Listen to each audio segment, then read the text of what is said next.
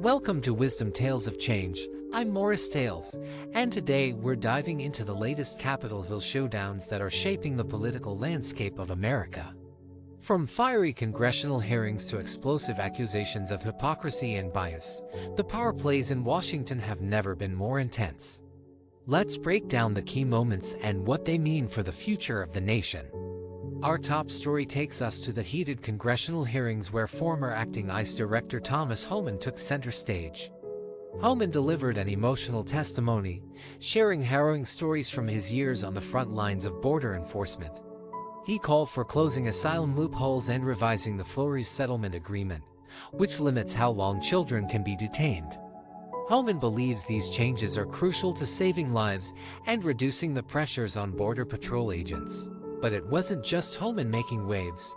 Democratic Representative Veronica Escobar fiercely challenged the language used in immigration debates, arguing that terms like illegal immigrant are dehumanizing. She highlighted the long-term trauma caused by family separations, even drawing parallels to historical injustices like the internment of Japanese Americans during World War II.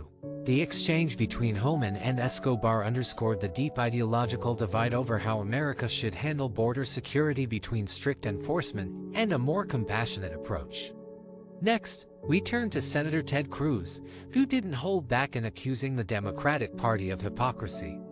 Cruz blasted Democrats for dismissing calls to impeach Homeland Security Secretary Alejandro Mayorkas, despite allegations of failing to uphold immigration laws.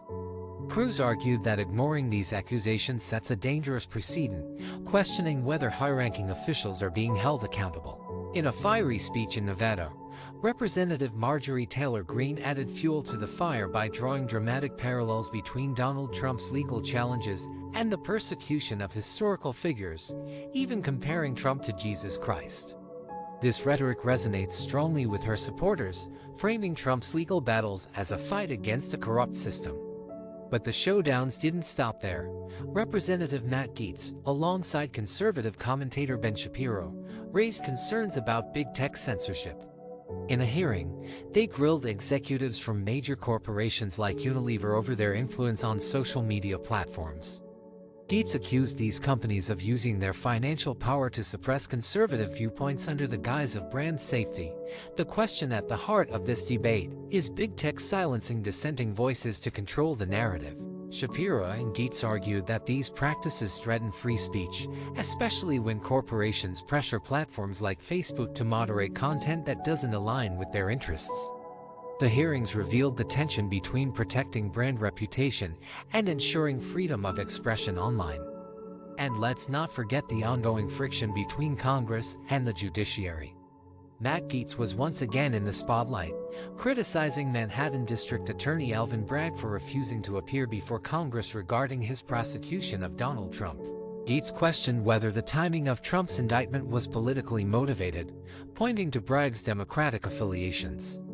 This raises critical questions about the limits of congressional oversight and whether legal actions are being used as tools for political retribution.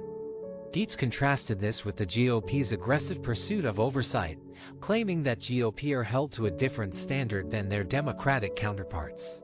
No. 5. Power struggles over big tech dominance. The power struggles didn't stop there. Ben Shapiro testified about the dominance of tech giants like Amazon and Google, accusing them of anti-competitive practices that harm small businesses and stifle innovation. Shapiro's testimony, supported by Gaetz, highlighted how the influence of big tech extends beyond just market power. It's shaping public discourse and limiting competition.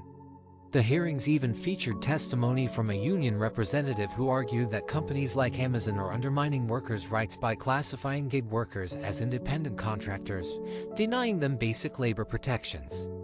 This expands the debate from free speech to workers' rights, showing just how deep big tech's influence runs.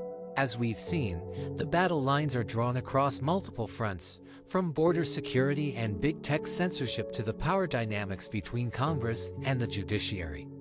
These issues aren't just about policy, they're about who holds the power in America and how it's wielded.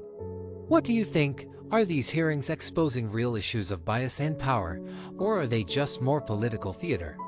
Share your thoughts in the comments below, and don't forget to subscribe to Wisdom Tales of Change for more in-depth analysis on the biggest stories shaping our world. I'm Morris Tales, signing off. Stay informed, stay engaged, and keep seeking the truth.